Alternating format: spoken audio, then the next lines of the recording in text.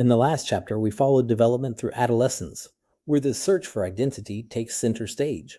But development doesn't stop at 20. We spend the vast majority of our lives as adults, and that long stretch has a developmental arc all its own. Let's begin with early adulthood, the 20s and 30s. Psychologists increasingly recognize a distinct phase here, sometimes called emerging adulthood. A stretch in modern societies where people are no longer teenagers, but not yet settled into the full commitments of adult life. They're exploring careers, relationships, and identities, often well into their late 20s.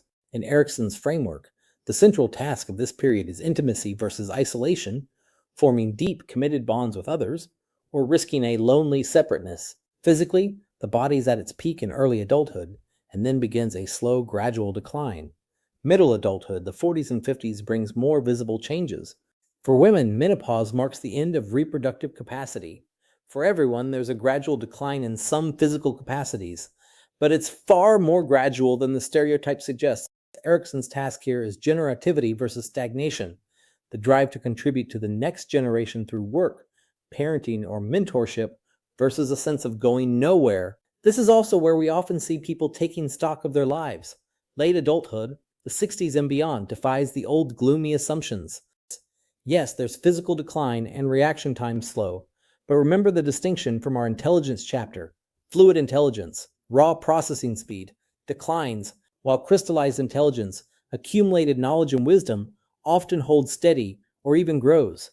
Most older adults report being quite satisfied with their lives. Some do face serious cognitive decline.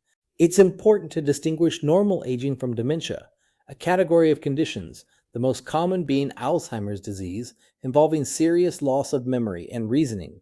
Dementia is a disease process, not a normal part of getting old.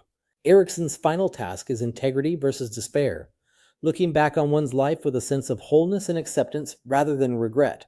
The picture of adulthood, then, is far richer than mere decline. It's a continued story of growth, contribution, and meaning. And driving all of it, every career chosen, every relationship pursued, every goal chased, is a deeper engine.